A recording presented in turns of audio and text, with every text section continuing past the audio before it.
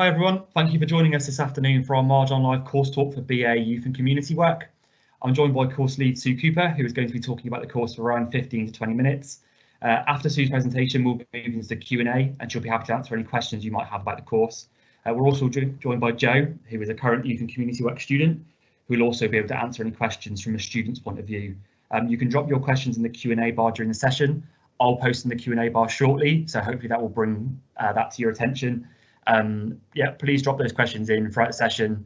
I'll probably save those questions for the Q&A part, so I can ask those questions to Sue and Jo then. So yeah, drop those questions in and we'll get to them a bit later. Okay, Sue, over to you. Okay, thanks very much. Hello everybody, as you know, my name is Sue and I'm the programme leader. So what I'm intending to do in this presentation is just to take you through a little bit of information about youth and community work and about the course and about the other things that you can visit during this time when we're doing things remotely. Okay, so there may be things that I talk about that you don't quite get at the time. Please do bring those up in the Q&A session if there's anything there that you don't understand. So as introduction, as I said, my name's Sue. I've been at Marjon's now for about 15 years in this role. Prior to that, I was a youth and community worker for over 20 years. And I must admit that actually those 20 years were absolutely fabulous. I did a range of different types of youth work. And that's the important thing for me, is that there are lots of different avenues to follow. But arrived here at Marjon and have really enjoyed working with students and preparing them to go out there and change the world. And in this moment, I'll just pass over to Jo, who's one of our current students, to introduce himself. Over to you. Hi, so I'm Jo, obviously. It's my 4th year studying here at Marjon. I'm in my 3rd year of the course. I've just finished all the essays and everything. I was living down in Penzance before I moved up here to Plymouth. And yeah, so whilst I've been here, I've been involved in quite a lot of stuff across the university, but for the course, I've been the student rep throughout my time on the course, which means that I was representing my year's sort of cohort and bringing up any issues they were having or anything they needed changed, and had some meetings with Sue and the academic staff to ensure that was happening in the best experience for students on the course. Thanks, Jo. That's great. Okay, so moving on to a little bit about what youth and community work is, and I think this is an important slide really, because not everyone has a good understanding of what youth and community work is. Compared to some of the allied professions, it's perhaps less well known. So if you think about teaching in schools, a school teacher, people know what they do, and social workers and nurses. Well, youth and community work is a profession similar to those roles in terms of the career opportunities, but there are differences. Okay, so the key thing for me is that youth and community workers are concerned with education. They're not a care profession. Okay, they're caring people, but it's not about a care profession. It is about education. Youth and community workers use a different form of education to school teachers, where teaching in school is very formal. The teacher is in control of the curriculum and the students sit and listen and then engage in activities, whereas youth and community workers tend to work alongside people. So there's a balance of power between the worker and the young person, and we're focused not just on learning subjects or topics, but on the development of young people's social, emotional, physical, spiritual and political development, so they can understand themselves and their place in the world, so they can recognise their strengths and their challenges and work to develop their own kind of identity and their route through life. So it's about empowering people to achieve what it is they want to achieve. So it's very much a relational practice. It's about building relationships with young people and helping them through those relationships to reflect on their own self, but also the community they live in, and indeed the global world they live in too. At times what we also do is this notion of advocacy. So you often see a youth worker will be working with a young person who perhaps is in receipt of other services. So they might be working alongside them if they were engaged with a social worker, or they might do some mediation between a school and a young person, or between parents and a young person, for example. So those sorts of things to try and get to ensure that young people's voices are heard and that they can express themselves what it is they're looking for. I think if you asked youth and community workers what it is they do, they would say we make a difference.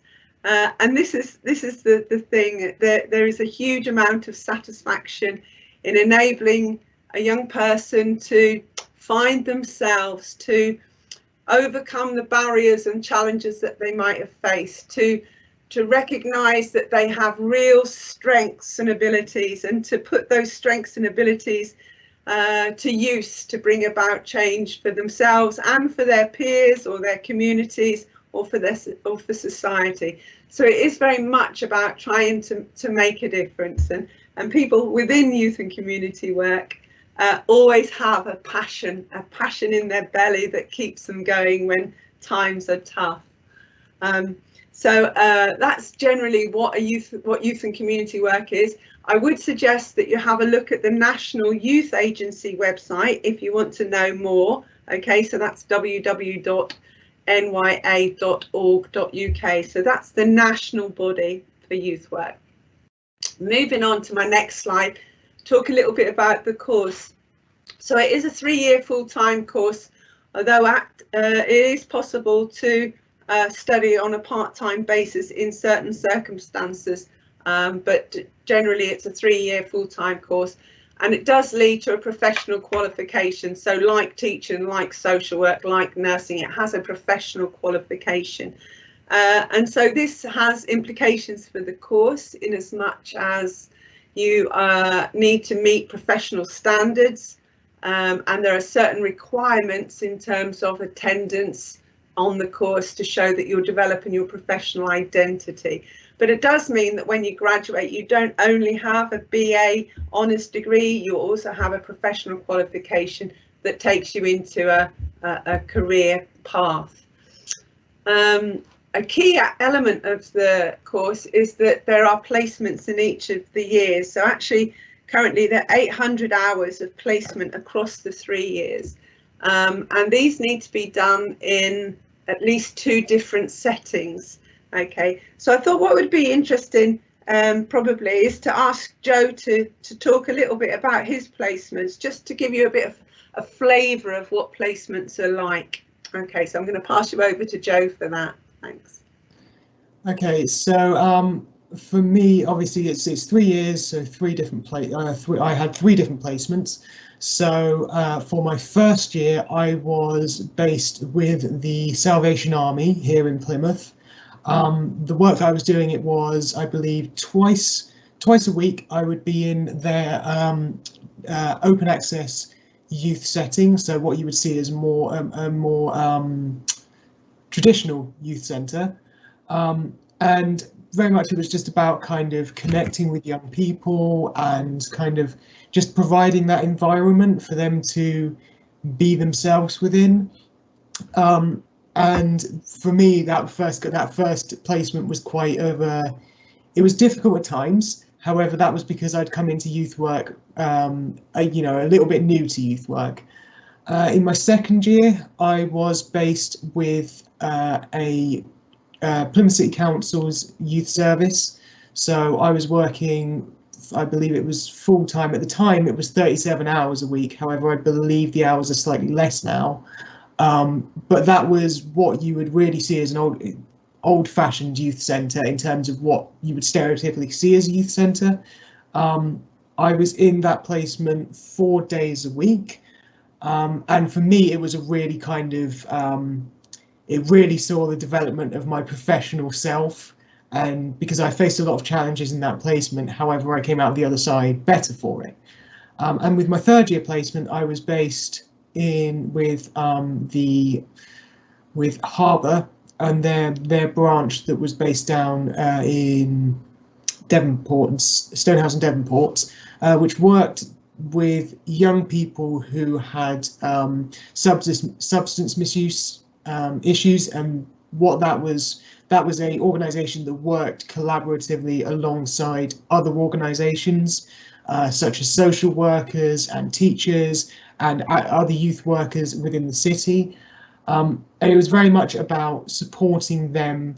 It was more of a preventative but also supportive organisation that was very much about understanding the young person and understanding the reasons for their use of those substances. And the placements, I believe, are really, really important to how you develop as a professional, because you learn a lot in the lectures. However, when you're able to put it into practice, you can test out the methods and understand where you fit into things. And actually, for me, I started off the degree with there's a certain thing I had in mind for working in youth work. And actually, I've finished my placements and my world is my eyes are open so much more. And actually, I would feel a lot more comfortable in a lot of different settings. Fabulous. Thanks, Joe.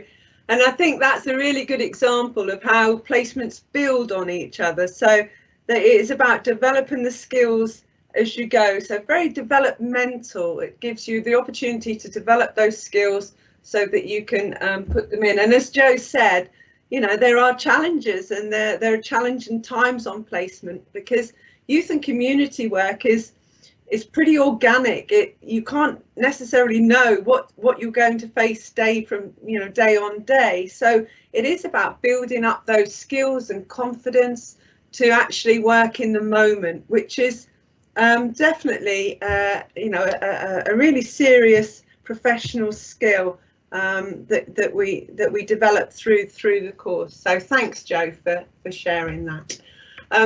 I can once people have applied for a position on the course, then we start talking in a lot more detail about what sort of placement would be right for you. So it is personalised to the individual student as well.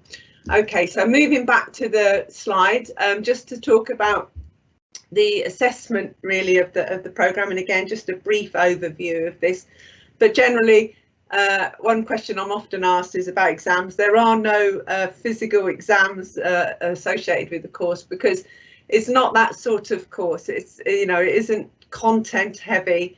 It's more about being able to apply the theory to the practice, as Joe said earlier. So mostly coursework. So that might be essays and reports and things like that. But we also use presentations, because being able to present information clearly, orally, then that's an important skill too. So we do use quite a lot of presentation, and we do have an oral assessment of practice as well in the second year. One thing that the course does require, because it is a professional qualification, is some degree of experience on applications. So on applications. So that might be something that you've done in a paid capacity or a voluntary capacity, but generally it's about working with people. So it's just demonstrating that you have the basic interpersonal skills, and that actually you enjoy being in the presence of people and enjoy that role of sort of social interaction. Some applicants don't have much experience when they apply for a place, and we talk at interview about that, and we can actually help students or applicants, sorry, perhaps get some of that experience that's necessary before coming onto the course itself. Okay, if you've got any further questions about that, just pop them into the Q&A. Okay, this next slide picks up the teaching content for year 1. So I'm not going to go through it in great detail because it's there's a lot to do, and we would cover this in the kind of period between having the offer and starting the course. But it just gives you a bit of an overview, and you can look for more detail on our website about these modules if you're interested. So basically there are 5 modules that are taught on campus, and then overlaying this is the placement module. Okay, so you are on placement for 3/4 of the first year, basically, a couple of days a week. And we start the teaching with the theory and practice, which seems to make sense to give you some of that underpinning theory that you can then apply to your practice. So different types of interventions, different ways of working, those sorts of things. And alongside that runs the communication and relationship skills module, because as I said at the beginning, youth and community work is all about building those relationships with people that you can use to then develop some opportunity for informal education. So it is about being able to build and develop trusting relationships with a whole range of different people. So we look at how that happens. So those 2 modules run in semester A, so that's when you first arrive in September through till January.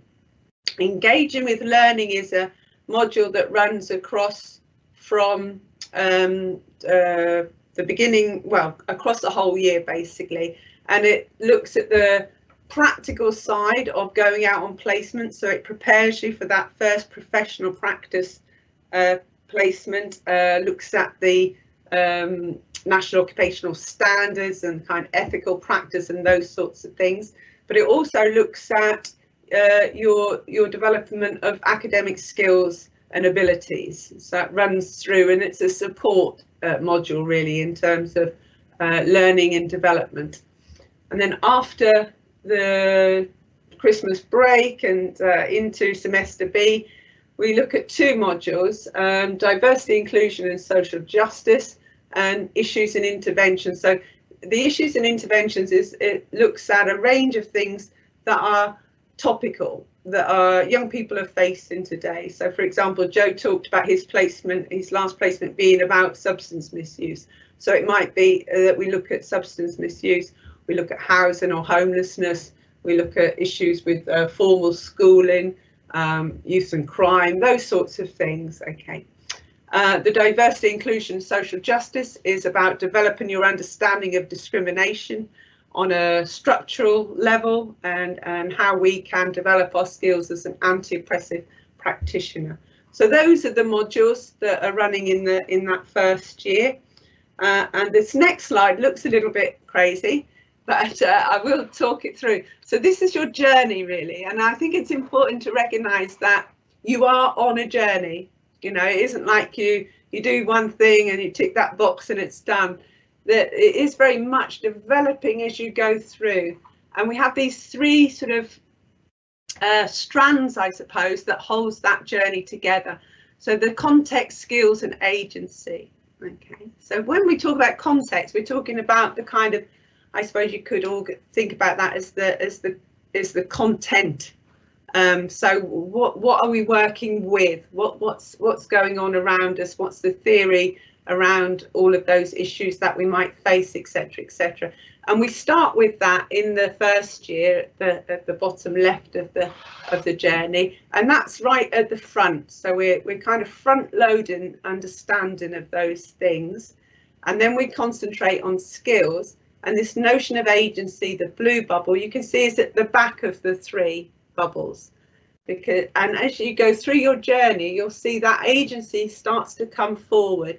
And at the end of your journey at Marjon, the agency bubble is the most important bubble. And this, what we mean by agency is this sense of self as practitioner, a confidence in your ability to go out and work and practice in appropriate ways and to make a difference to people's lives. So it's a building as you go through. You can't just sort of, it takes time. And I think Joe's story through his placements was really useful in kind of demonstrating that notion that we need to build this through time. So it is a journey. It is a journey. I hope that makes some sense, but I wanted just to share that with you. Okay, move on to why you should choose Marjon to do youth and community work. If you're wanting to study locally, then we are the only university in the southwest that actually delivers the youth and community work course, but that's not the only reason you should come to us. We have a long history of running the course, so it's been running since 1994. All of the people that teach on the programme have their professional qualification and have had substantial experience of working in the field as well. But we also have a great history and experience of research with both myself and John Ord operating now as associate professors as we move forward, and we've done a lot of research both locally and across Europe and indeed further, looking at youth work and how youth work is changing and how we can support youth work in the future. So we've got a lot of expertise in the department. One thing I would say is that our placement supervisors are also brilliant. These are the people that support you while you're on your placement, who provide your supervision, and every year we say thank you to those people, because they unlike teaching or social work, where supervisors are or organisations are kind of paid to take students, youth and community works organisations choose to do it. So they do it on a voluntary basis. So that's a really positive in many ways, in that actually it means that they actually want students there and they want to engage, and it's their way of putting something back into the profession by helping the next generation of youth and community workers to develop. And the last point I've got on the slide is about the small groups, really. Youth and community work does involve people looking inwards as well as outwards. We have to understand ourselves as much as we need to understand everybody else. So it's absolutely appropriate that we work in small groups where we can build some trust within the group, so people feel comfortable talking about themselves and their own ideas, and they're open to challenge and they can challenge each other. And it's through that sort of relationship practice that not only are we modelling youth and community work, it actually means that you know, in terms of peer learning, there's huge advantages.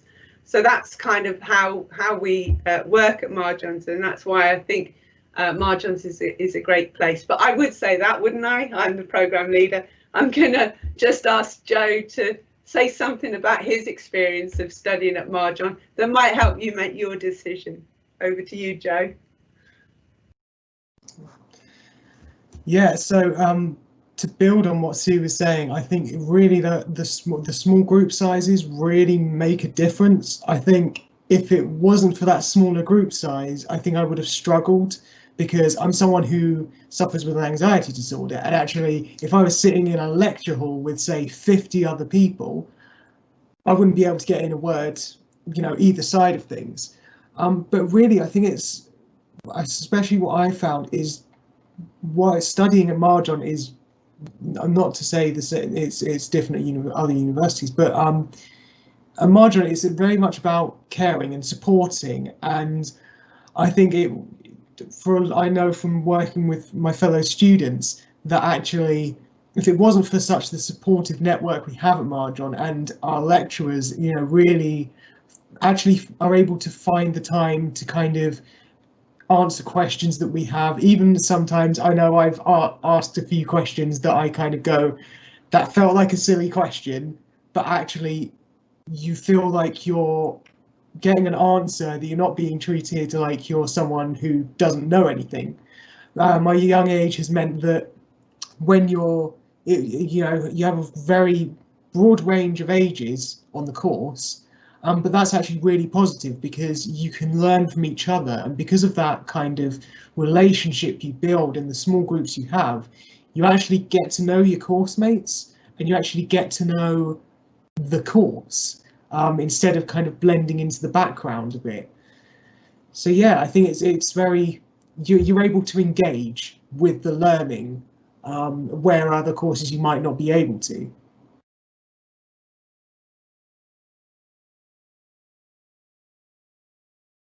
Oh, okay. Thanks, Joe. Little bit of a break up there, but we're back now, back in the room. Okay, so we'll move on to the next slide. And this is just a list of live talks that we've got running going forward. So please do have a look on the website. You can see the link there if you want to sign up for any of those opportunities. Okay, I think we're at the point of Q&A now. Over to you, Phil. Brilliant. Thank you, Sue. Thank you, Joe. Yeah, very informative. Great to hear, you know, both perspectives, the staff and the student perspective.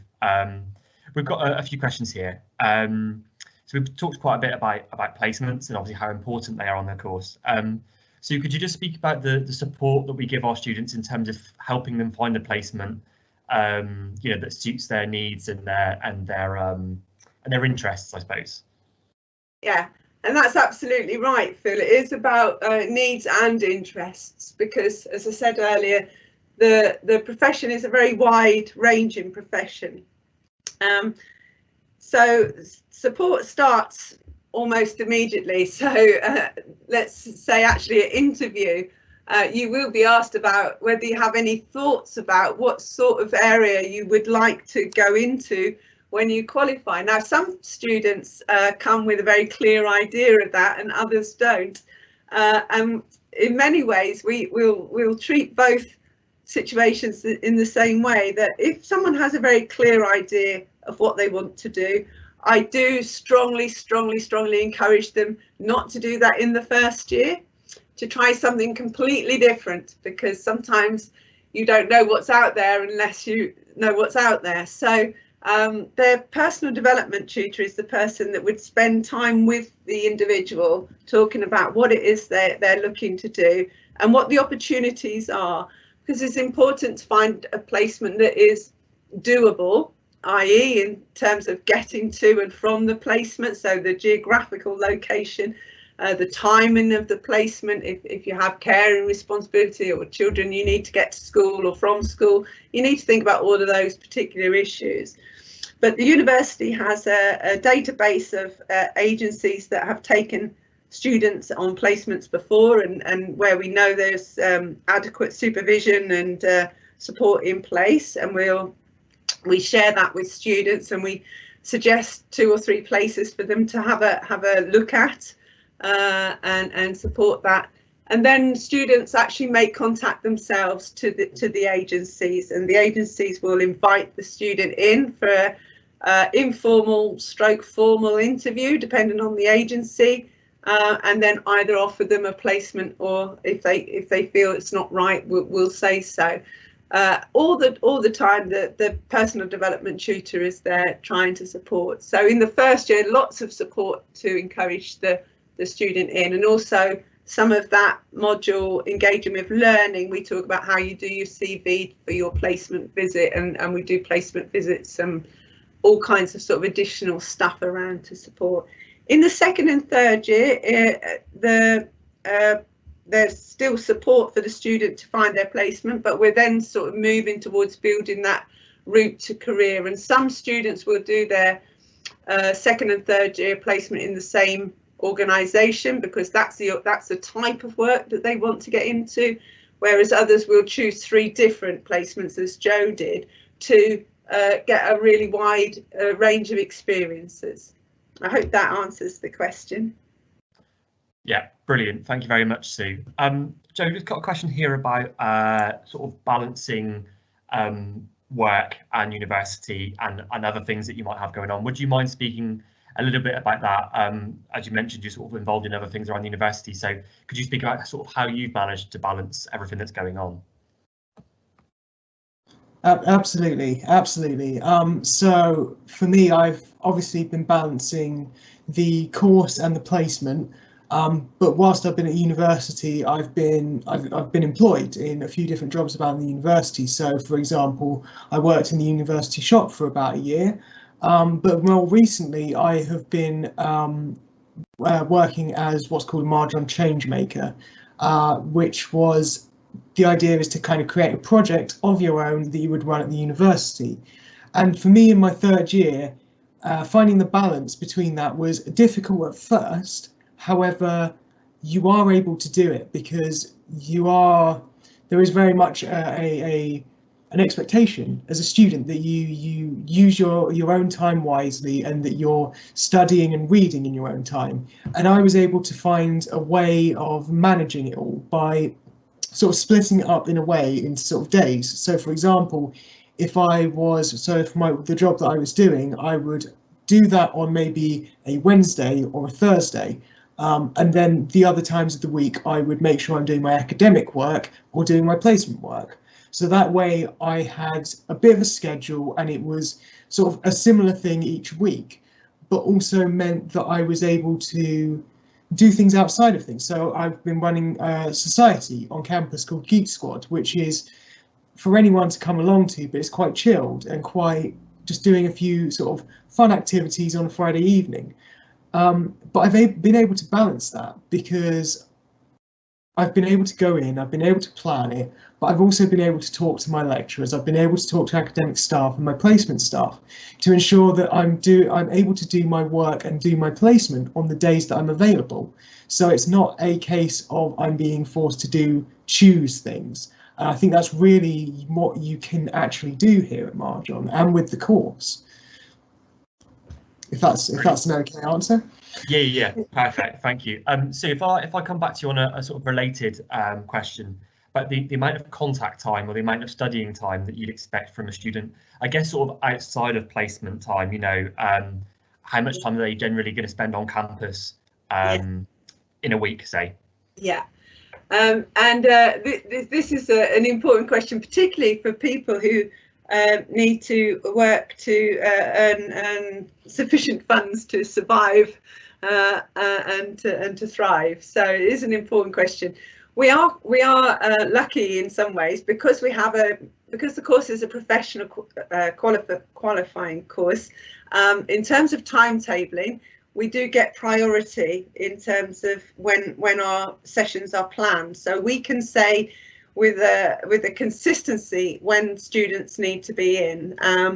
So it's kind of split for years. So in the first year, students come in on all day Tuesday. So they have a module in the morning and a module in the afternoon. They have also a module Wednesday morning up until the reading week, which coincides with the half-term school half-term. After half-term, that's when students are generally out on placement. So that Wednesday morning slot goes, and so they're studying on campus for the Tuesday. They're generally on placement for 2 days, so they have 2 days where they can either work or do other things. So that's kind of how it pans out. In the second year, it's a very similar process, but it's different days, and same with the third. Brilliant, thank you, Sue. Just sort of a question following up on something you mentioned earlier about, and Joe mentioned the access that you guys, students get to you and your time because of the small class sizes.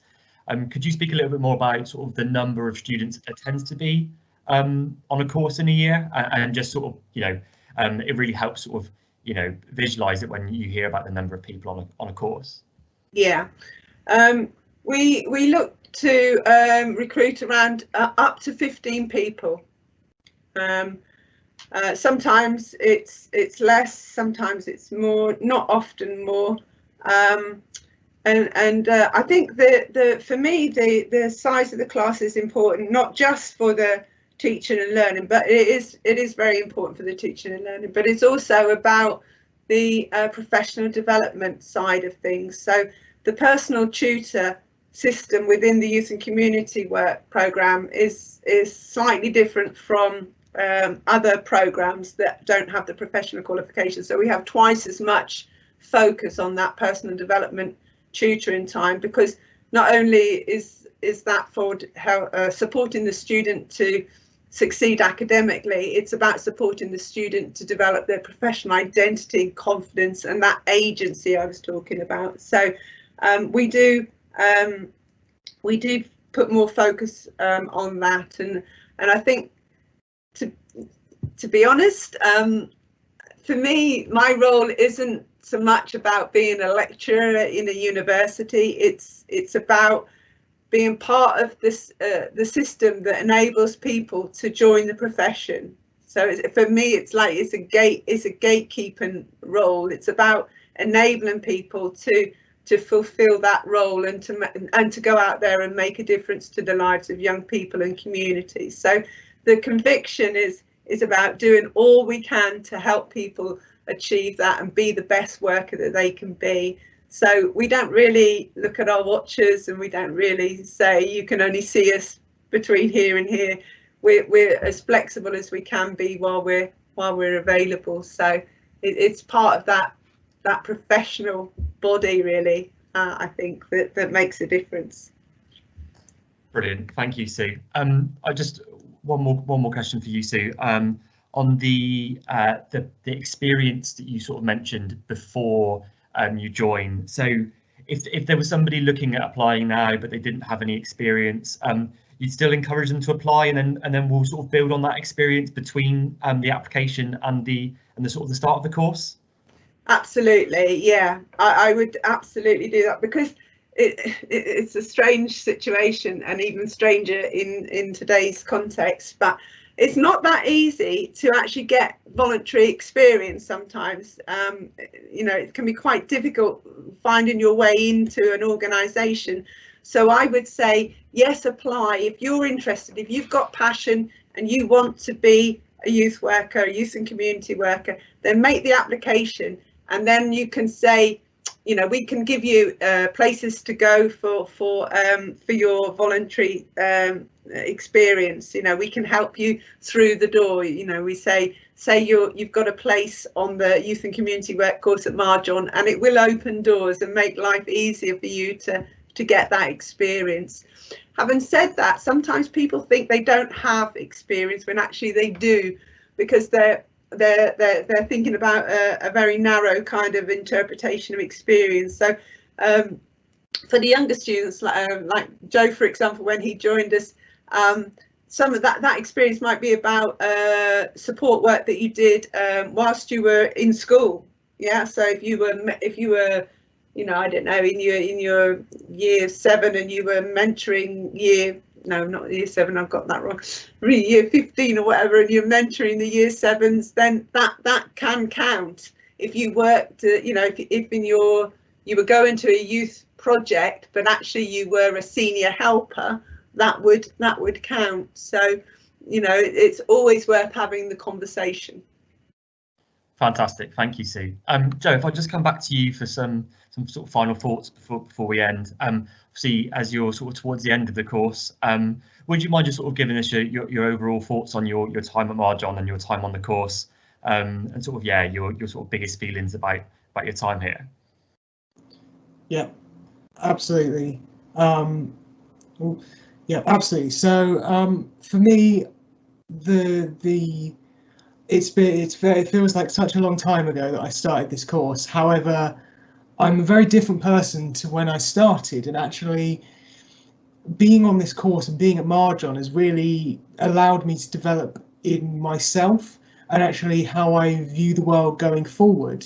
I feel like it really has allowed me to actually kind of ask questions and, you know, get answers, and maybe, you know, as I said earlier, if I asked a question that I felt was a bit silly in my head, actually was a good question. What I would say to prospective students who are applying, don't be afraid to ask questions and don't be afraid to ask for help. I think the worst thing you can do is just sit there and think over it too much, because actually you'll get in your own head and you'll start thinking kind of, oh no, I'm not good enough. I know I struggled with that on the course a lot, especially my first year. I was sitting there going, oh, I'm too young, oh, I haven't got enough experience, when actually there are things that you as a young worker can do that maybe an older worker cannot. However, there's the same in reverse. There are older workers who can actually do some things that younger workers can't or need to develop. I think it's all about just understanding it's a learning experience. You're going to make mistakes, but actually with the way the course is and the way Marjon is, you can make those mistakes and then go, okay, where can I go from here? Okay, I'm going to move forward. I'm going to learn from that experience and develop myself. And actually, in a way, I found the points where I felt like I'd made a mistake, or I felt like I didn't feel confident in myself, actually kind of allowed me to take that step back and go, actually, no, this thing that I've done, yes, I could do it better next time, or this is how I could look at it. And you're not in that alone. I would say reach out to your fellow students, reach out to your lecturers, reach out to the other members of staff at the university, the other support staff. If you've got, for example, like I mentioned earlier, I didn't have my anxiety disorder wasn't diagnosed until my second year, but I was able to go to student support and have a conversation with them about that. So, you know, don't be afraid to ask for help, and don't be afraid to, on the odd occasion, you make a mistake, something goes a bit wrong, learn from it and just go, just understand you're a developing professional who's going out into the world, and people will understand that is you, you know. Be your authentic self, I would say, just like we're trying to show young people to be their authentic self. Be your authentic self. Brilliant, thank you very much, Joe. Yeah, great advice. Sue, is there anything else you'd like to say just before we wrap up? Obviously, your contact details are on the screen, and you're more than happy to answer any questions if people have got them. Yes, please do email me if you've got any questions at all. And the only thing I would like to say is thanks to Joe for that fantastic ending. Be your authentic self. That is brilliant. Thank you. Oh, just while I remember, if the people the applicants can hear me, there is a Unibuddy which exists, which I'm on. So if you have any other questions or any other queries, whether it's about the course or whether it's just about the university or any of the processes, you can go to Unibuddy, you can create an account, and you can contact me, and I'm more than happy to answer any of those questions you have. Yeah, Joe, that's perfect. I will drop the link into the Unibuddy page on our website into the chat there. So yeah, if anybody has any questions, then Joe is happy to answer them. I'll also drop our sort of student liaison inbox in there. So if anybody has any general questions about the university, about the course, or they just want us to pass on any feedback, that's perfect. I'll drop that in there. We're more than happy to answer any questions.